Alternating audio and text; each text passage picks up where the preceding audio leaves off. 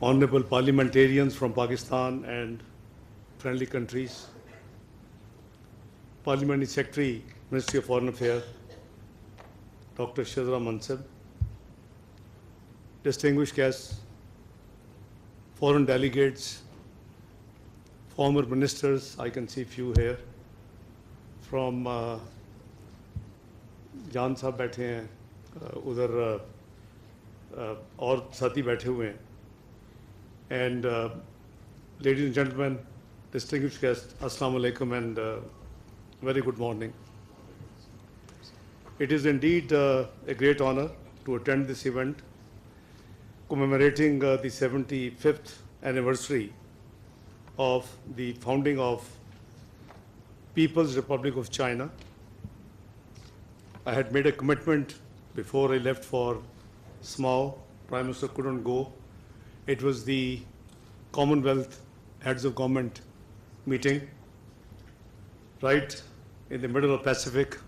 As my brother Senator Mushahid Hussain said, it took me 32 hours, 24 hours of flying hours and 8 hours of waiting in transit.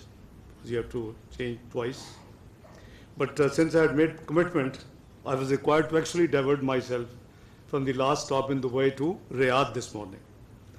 So there is a financial investment initiatives conference, but since I had made a commitment, so I got leave from Honorable Prime Minister on telephone, who has left after my arrival for Riyadh. He will be representing Pakistan. So it's indeed a great day, I would say, and a great event which has been planned. I extend my heartfelt congratulations to the Chinese government, the Chinese people, the institute, its management, all participants here. It's a wonderful day, it's a historic day from Pakistan and Chinese friendship point of view.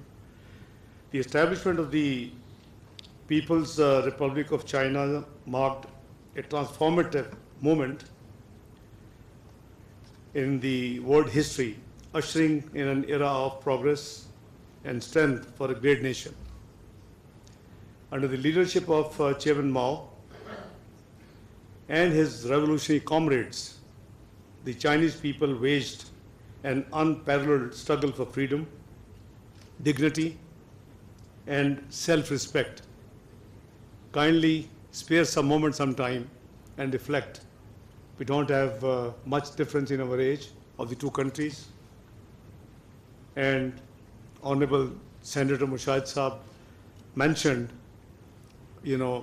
how and which countries China's tried to follow in the beginning, which included Pakistan model as well. There's a separate discussion sometime, what goes wrong in this country. I think we will certainly have another discussion, but with reference to today's event, I would say this monumental journey inspired by Chinese, countless nations across the world who actually wish to now follow China. Over the past 75 years, New China has created a remarkable course, reaching unprecedented milestones in every sphere of life and contributing to a better world. Again, one of the Honorable Speaker has explained the different phases. Mushahid Saab says he went first time 50 years ago when he was in FC College. Yes. So, those of you who have been to China in different phases, and particularly in the last few years, I think the speed of revolution and transformation, what I have witnessed in last couple of decades, is of the light speed. It's unbelievable. You simply cannot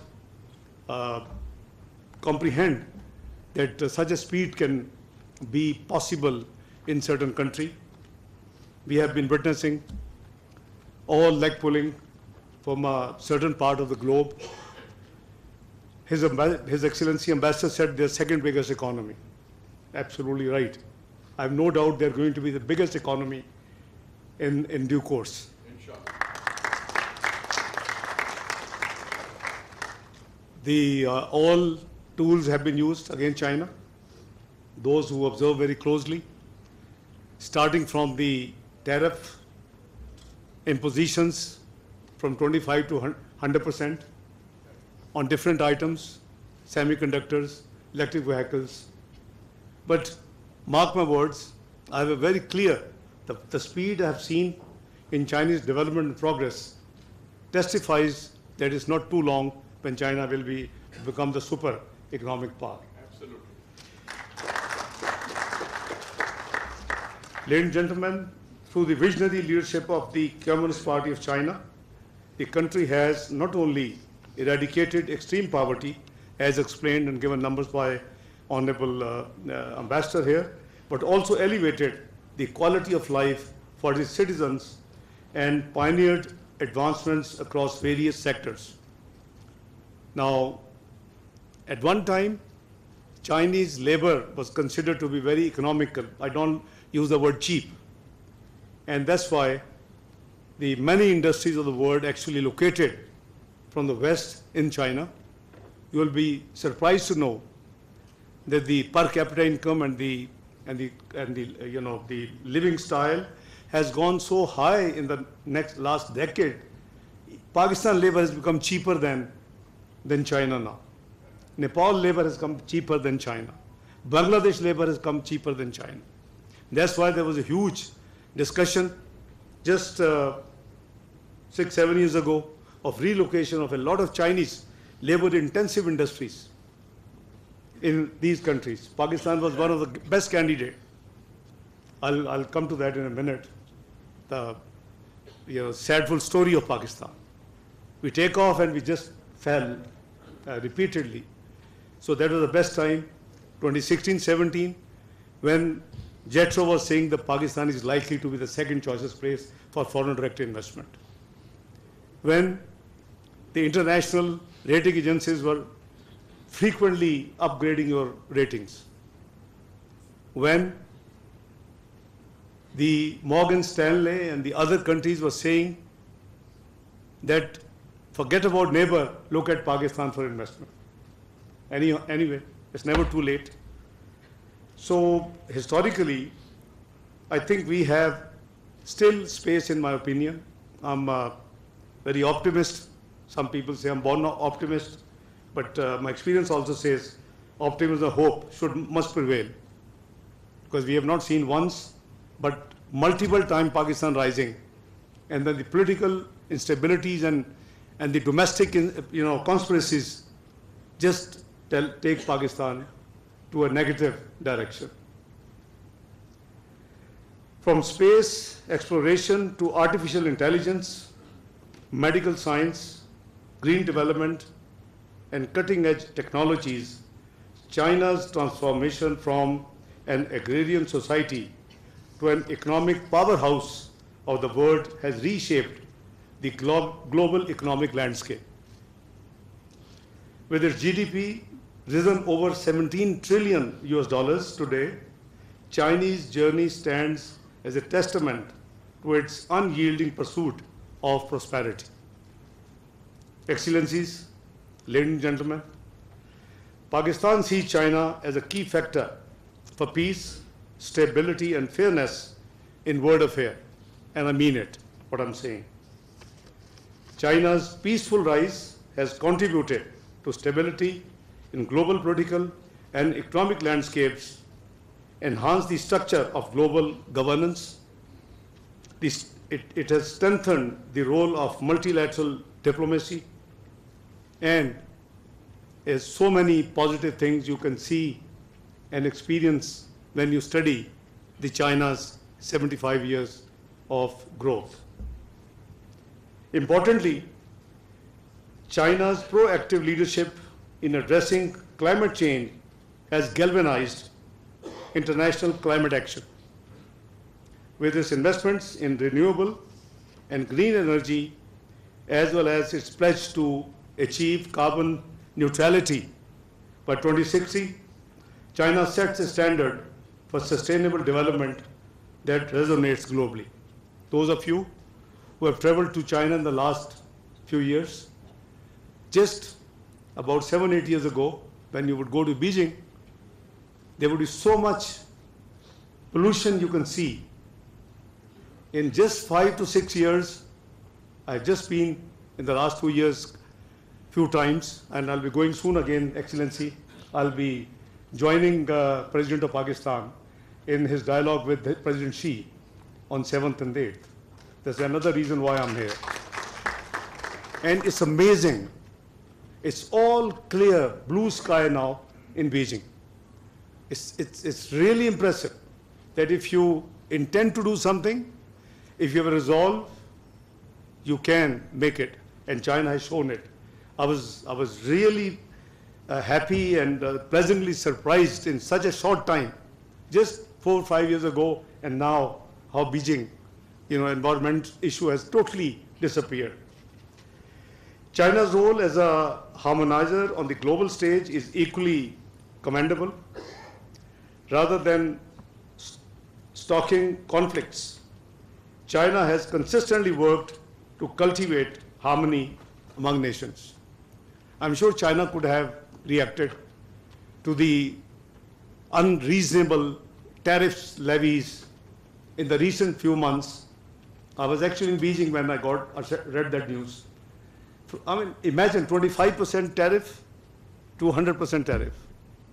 I don't know what would you write, Dr. Ikram Saab, on this, whether it is a fair play in the world or not. But that's what happened. I read in China, I was on an official visit with Prime Minister. And I couldn't believe that, this can also happen. This is nothing but politics. And unfair way to stop somebody to be achieving, which in my opinion, they will achieve one day. Yes. The humbleness, the hard effort, the commitment, the dedication with which the Chinese leadership work, I don't see it's going to be too long away when they will be achieving this thing. This dedication, as I said, to peaceful coexistence is evident in its historic mediation role between, couple of countries of this global south. They have been extreme rivals. China had played a great role, and they had brought them closer. You see, this is the role of leadership. And I must compliment what China did in this region. Pakistan deeply values China's support in addressing long-standing issues, including the issue of Jammu and Kashmir, as well as Palestine.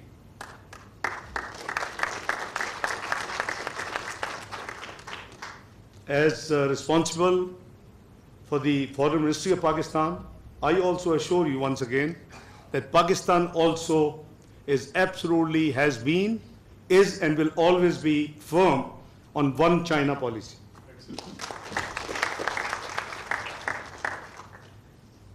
Excellencies, ladies and gentlemen, the past 7 decades of Pakistan-China friendship are marked by a shared history of trust, resilience, and solidarity. Born of visionary leadership and strengthened by generations of Pakistanis and Chinese alike, our friendship has flourished as an enduring partnership. And this government intends to take it to the next level, inshallah. As all-weather strategic cooperative partners, Pakistan and China have stood by each other both during times of peace and in times of difficulty. Be they natural disasters, economic disruptions, or geopolitical shifts, China-Pakistan friendship has been consistent, steady, and that's why they say all-weather friends. One of the most notable achievement of this partnership is the China-Pakistan Economic Corridor, which His Excellency, the Ambassador, has pointed out. Let me share with you the history. Pakistan was suffering by 2012, 18 hours of load shedding. I'm sure you would have forgotten by now. We have a very short memory. 18 hours in the urban areas and 20 hours in the rural areas, average. Pakistan had already held the elections 2013, May 2013. We had won the elections. And Chinese premier were visiting Islamabad, and he invited Mr. Nawaz Sharif as the obviously known to be the next Prime Minister of Pakistan. I accompanied him, and so did the current Prime Minister Shahbaz Sharif. We held a meeting in Serena, Islamabad. The Chinese premier asked Mr. Prime Minister, he addressed him already, Mr. Prime Minister, tell us what can we do for you. And Mian Sahib said that please help us in getting rid of this load shedding in Pakistan. You would be amazed to know when you analyze. I can see some people here, I can see Rana Sahib is here, Mehtab is here, they all know the background. So you see the maximum investment out of the CPAC was for generation of electricity projects in the private sector. There has been a lot of malafide propaganda from the containers and otherwise. In the powers of echelon, they really believed that thing. And as a finance minister, I confronted those all. The बड़े महंगे loan दे दिए China ने, 8% loan है. ये loans हैं, ये investment नहीं. And I confronted them. Even today, the numbers are available. The government of Pakistan, out of 34 billion of CPAC phase 1, only borrowed $6 billion US. The rest was investment loans to the private sector for the power generation projects. 3 billion for Multan Sakar motorway. It was commercially not viable, couldn't be done on a BOT basis. So state has to come in. You can't have Peshawar to Islamabad motorway, Islamabad to Lahore motorway, Lahore to Multan motorway, and Multan Sakar can't be because there is not enough traffic and doesn't make commercial sense. This is where the state has to come in. So that was the sector which was financed by China under CPAC, 3 billion. The other 3 billion was the Gwadar related projects. And the average cost was less than 2%. It won't be appropriate for me to tell who the big powers I had to confront. And thanks God, with the change of government, and after spending 1 year, when people went to negotiate IMF program, then the finance minister had to make public statements in Washington. Ishaq Dar was right. It was less than 2%, and that was investment, not loans. So see, we should think of Pakistan first, and should not come to the petty politics when it comes to Pakistan. So CPAC, I think, is a wonderful gift from China. It's a flagship project of the Belt and Road Initiative of President Xi. It has not only transformed Pakistan economy by enhancing infrastructure and energy capacity, but also demonstrated that interstate relations based on mutual respect and cooperation bring substantial benefits to both nations.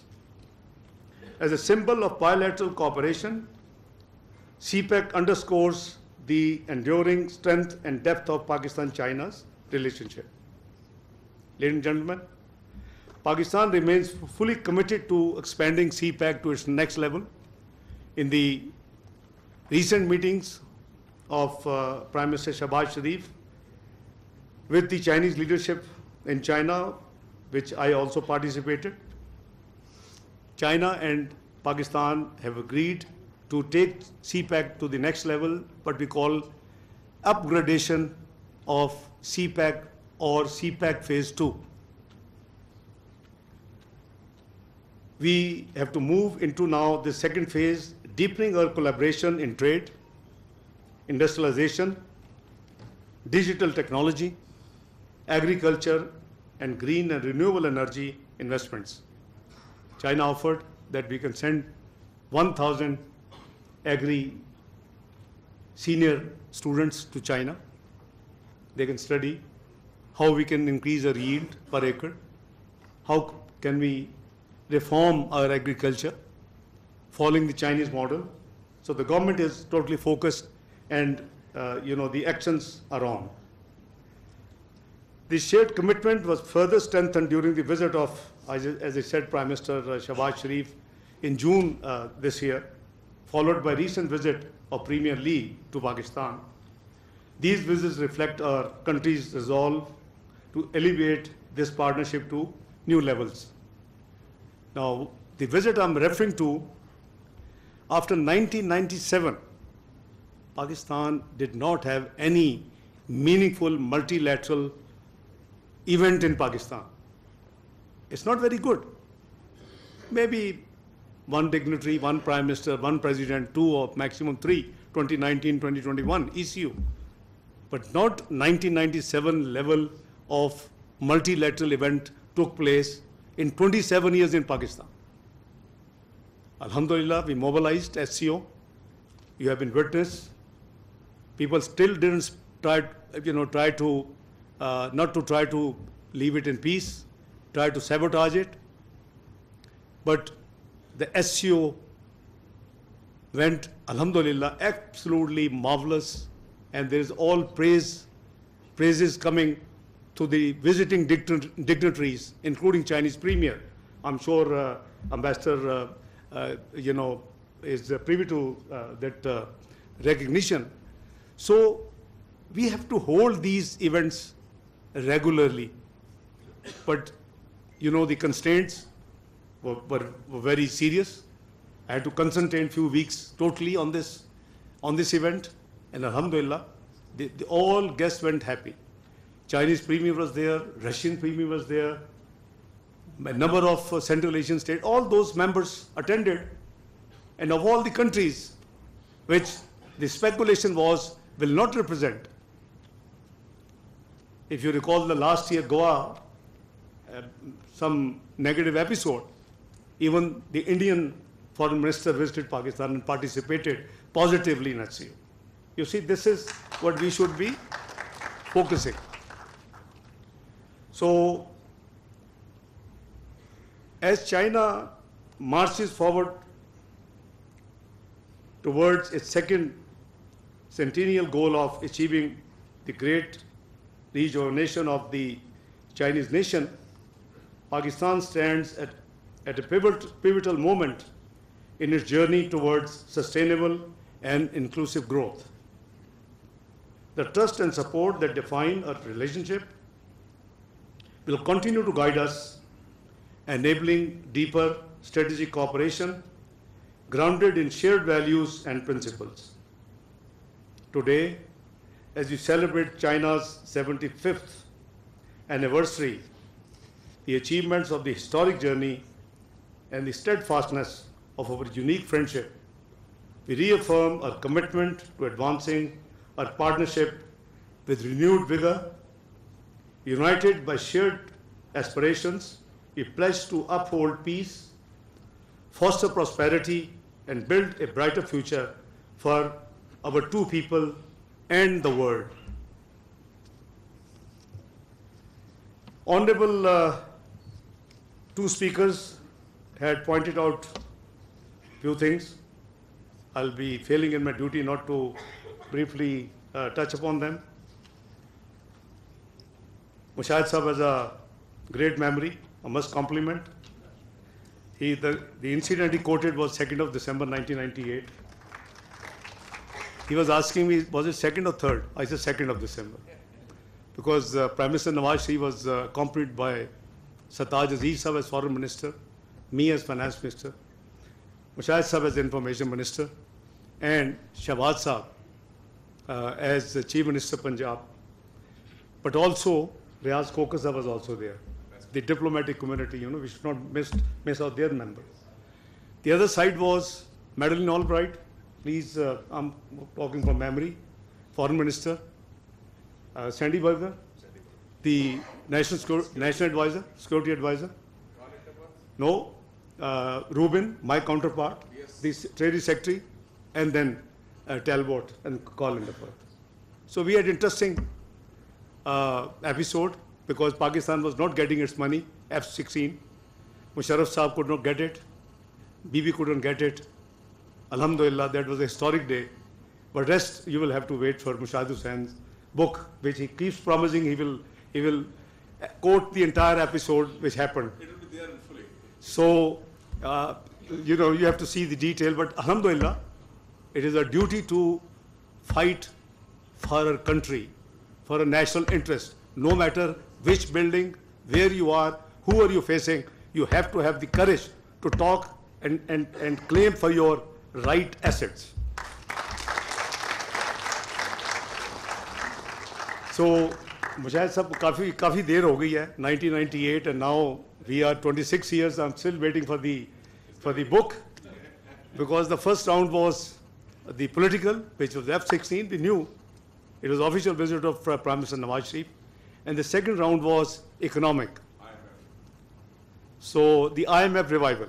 So this was a very historic visit. Dr. Ishaq sahab might have some idea of what happened. He was with me those days. I remember you drafting an article for me, From Crisis to Hope. Am I right? Okay. Dr. Ishaq is also a nationalist. Yeah, that's why I'm, recognizing Dr. Ishaq by name. Ishaq Saab bhi baithe hain. Ishaq Saab bhi, before the coup, we were thinking to taking him as Governor State Bank. Lekin the competition was between him and Shaukat Aziz Saab. The coup would have luck for both. One became the State Bank Governor, the other became the Finance Minister of Pakistan. But they were both interviewed by me for the post of State Bank Governor. Sorry? तो आगे चलते हैं जी. शौकत साहब is good friend यार. ये सारे छोटे lighter, जो दुनिया छोटी है, हमें लाइफ बड़ी छोटी सी है. Ghaza and Afia Siddiqui. Two things you have raised. I have to respond. Afia Siddiqui Sahiba, again, Mushahid Sahab knows, we have done our best. And in the restricted meeting with President Obama, that's the last attempt Prime Minister Nawaz Sharif made. And I accompanied him in that meeting, I and Sartaj Sahab. We requested for, on humanitarian grounds, to get Afia released and sent back to Pakistan, but somehow we were told it's not possible. I didn't give up. Before the tenure of, in 2016, the tenure of Democrat government was over, I had engaged the current Secretary of State, who was at that time Deputy Secretary of State, Tony Blinken. And at the classified places, my conversations would be available, because that was recorded by Dr. Waqar Masood, who was my finance secretary. I did my best for this girl of Pakistan to come back, but anyhow, the word is difficult. Let me tell you the latest. We have not given up. I have just got, as Foreign Minister, a letter signed by Prime Minister Shahbaz Sharif asking, or I would say requesting, let's use the word proper, the President of US, POTUS, that, they do give a number of pardons before leaving, that if this can be done. So we have done it. Just before coming here, I had Attorney General with me and the Law Minister. I'm sending a delegation of 3 people to go and meet the parliamentarians, the congressmen, the senators in US to lobby. Because we will do our best, but that's all, we should be doing. Excellent. On the issue of Gaza, I think the word international law and order is collapsing. I don't mince words, I talk straight. May not be very good quality in a diplomatic responsibility, but you have to. Just in last 48 hours, I have made it sure that I put on record of the Commonwealth that there is a need for reform in the multilateral development institutions charter. The developing country needs do not have enough supply under the existing system from the Bretton Woods institution and others. And everybody agreed with me, and it was part of the, the record which the Commonwealth Secretariat will issue in due course. So, same happens to Gaza. All the resolutions of the Security Council on Gaza, by the resolutions of the OIC in Gambia, I represented Pakistan on this subject there in the heads of government OIC meeting in Gambia a few months ago. There was a special meeting of D8 in Istanbul, same issue, followed by another meeting hosted by King of Jordan, President of Egypt, UN Secretary General. I represented Pakistan there. We voiced everywhere. I think we may be one of the rare countries who have vocally spoken in favor of Palestine. And I think it is a responsibility as part of the Ummah. This genocide must stop. The war crimes must operate. The International Court of Justice decision has been put in the bin, which has categorically stated it is plausible genocide. 48,000 innocent people have died, including majority of women and children. 80,000 are injured, and there's a complete vanish of the Gaza place, followed by what is happening in Lebanon. What Pakistan is doing, we are playing our proactive diplomatic role. Many things you can't make too much public. This is standard norm.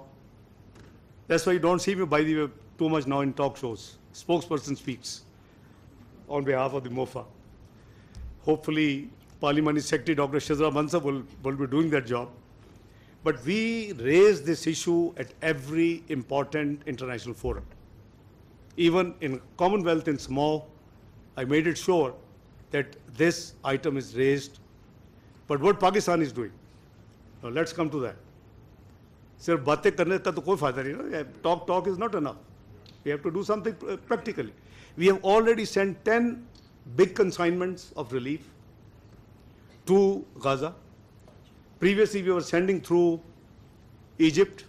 When I attended a few months ago the conference in Amman on Gaza, I negotiated with Jordan because that is a safer place, a safer route to dispatch these goods. So we have been doing it. Number two,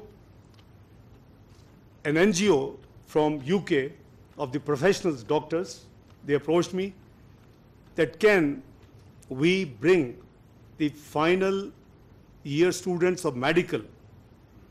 There are no teaching hospitals now, no medical, it's all gone by the bombardment. So can Pakistan accommodate them? You will be happy to note I have made arrangements with all the private medical colleges and the public sector colleges, and 190 students would be, as a first batch, coming to Pakistan, Palestinians who will be completing their rest of their medical profession and their degree in Pakistan.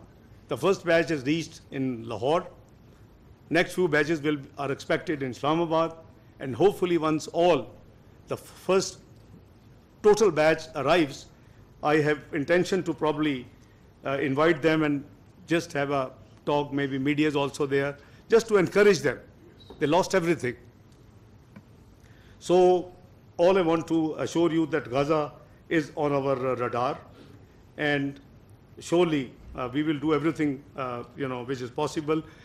Latest attack on Iran, that is a new addition. The sad story is when the Iranian president was to be sworn in, Prime Minister Shahbaz Sharif was again overcommitted. Task was given to me, I represent Pakistan. I went there. ये अलग बात थी कि बजाय एक दिन का overnight जो कि सजेस्टेड था, I reduced it to 14 hours trip. I stayed, reached after the airport to the parliament. I had about 30 minutes margin. So I attended the investor ceremony. So life is short. That's why I said that we should always consider this. I was sitting, the Turkish foreign minister was sitting, deputy prime minister and foreign minister of UAE was sitting. The ceremony was to start in about 5-6 minutes. Ismail Hania walks in. He was also invited there. And this clip was run globally after what happened there at that time. So 4 of us were chatting, 3 of us, sorry. UAE DPM was sitting, but Foreign Minister Haqqan, my dear brother, and myself and Ismail Hania, and a very good exchanges. After that, there was a gap of 1 hour, there was a dinner, and then I just rushed back to the airport and reached Sagar again 4 o'clock, by the way, in the morning. When I landed at Islamabad, I was told that Ismail Hania has been killed. Now, this is life. So, you know, our support is very much there. Now, the latest attack on Iran, we have been informed that Arab Summit would be taking place, most likely on 11th of November. Islamic Summit or Arab Summit? Arab Summit, not OIC, Arab Summit. So I'm sure Prime Minister and myself, we will represent Pakistan on that occasion. We'll voice out everything we can. On the security issue, I'm sorry I'm taking a lot of your time. Foolproof security. I'm talking about for our brothers and sisters from China. China leadership, I won't precisely name, in our recent meetings, Chinese are very clear, no matter how lucrative an investment is anywhere, if the security issue is there, they don't send Chinese personnel. Am I right, Ambassador? Your country is the only exception. This is what Chinese leadership told to Prime Minister of Pakistan in my presence.